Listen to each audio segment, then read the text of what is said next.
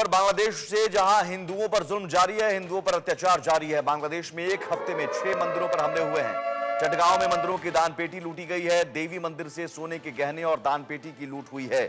एक के बाद एक हिंदुओं और मंदिरों पर हमले जारी हैं। बांग्लादेश में कट्टरपंथियों ने बीते हफ्ते में 6 हिंदू मंदिरों को निशाना बनाया।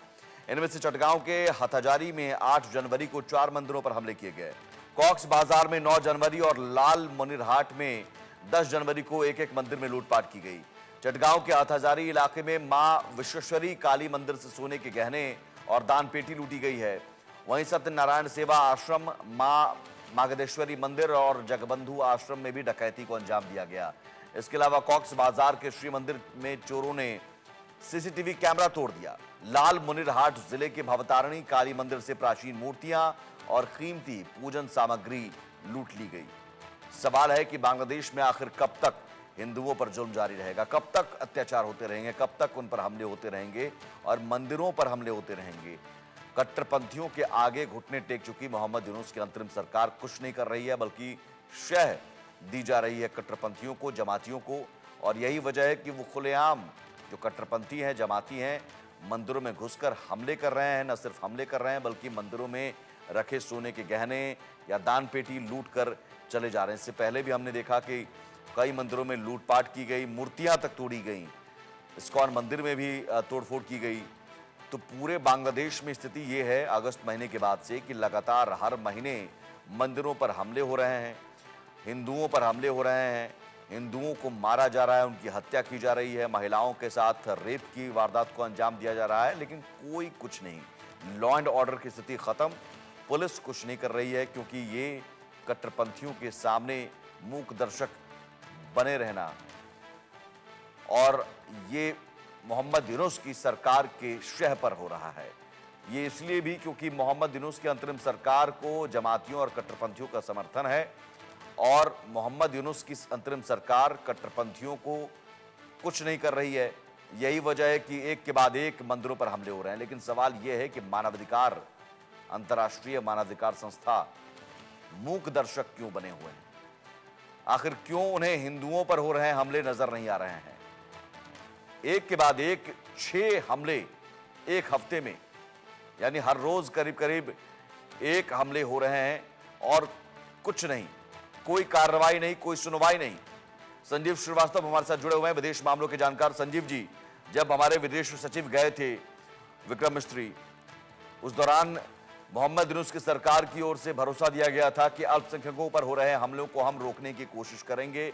कुछ मामले उन्होंने बताया भी कि इतने मामले हुए और बताया कि इतनी गिरफ्तारियां हुई, लेकिन वो शायद दिखाने के लिए था, आई वॉश था। हमले अभी भी जारी हैं और हमले हिंदुओं पर और मंदिरों पर हमले जारी हैं, और जिसका ये ताजा उदाहरण 6 मंदिरों पर हमले एक हफ्ते में। जी सुमित जी, देखिए बिल्कुल स्पष्ट है कि बांग्लादेश में हिंदू कम्युनिटी को लगातार टारगेट किया जा रहा है और ये जो आश्वासन दिए गए थे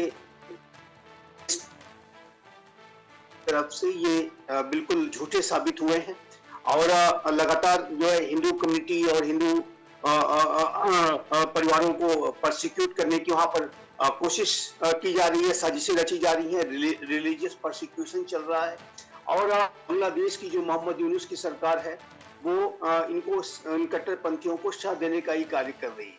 और बांग्लादेश की जो आंतरिक स्थितियां हैं, वहां पर जो कानून का शासन बहुत ही कमजोर स्थिति में है और बांग्लादेश जाहिर है कि इस तरीके की जो घटनाएं हैं वो लगातार जारी हैं। आपने बताया जैसा कि पिछले एक हफ्ते में 6 हिंदू मंदिरों को वेंडलाइज किया गया, उनको टारगेट किया गया।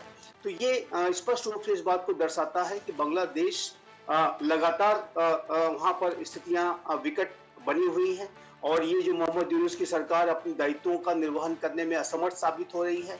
और ऐसी भी अब रिपोर्ट है कि मोहम्मद यूनुस की जो सरकार है, अगर इसी स्थिति में रही तो इसका जो भविष्य है, इस सरकार का भी जो भविष्य है वो भी संकट में दिखाई देता है और फिर वहां पर स्थितियां और भी अधिक खराब होंगी। कट्टरपंथी सीधे सीधे कोई अपना शासन की तरफ बढ़ सकते हैं और बांग्लादेश की स्थितियां बिल्कुल उसी तरीके की हो सकती है जैसा कि अभी वर्तमान समय में आप पाकिस्तान का देख रहे हैं। कि जिस तरीके से वहां पे नहीं, अराजकता संजीव की जी, स्थिति लेकिन क्या वो पाकिस्तान में हमारी खामोशी को हमारी कमजोरी समझ रहे हैं? ये इसलिए मैं कह रहा हूं कि अगर वो भरोसा देते हैं, हमारे विदेश सचिव जाते हैं, उन्हें समझाते हैं, नहीं समझ रहे हैं, बल्कि उल्टे वो हमारे हाई कमिश्नर को तलब करके आप कहते हैं कि साहब सीमा पर जो है आप गलत तरीके से जो वहां पर फेंसिंग कर रहे हैं, ये कल भारतीय हाई कमिश्नर प्रणय वर्मा को तलब किया। उन्होंने आरोप लगाया बांग्लादेश ने कि द्विपक्षीय समझौते का उल्लंघन करते हुए 5 स्थानों पर आप बाड़ लगाने की कोशिश कर रहे हैं। तो चोरी, ऊपर से सीना चोरी। बांग्लादेश की यूनुस सरकार को ये समझ नहीं आ रहा है जो बात की भाषा होती है।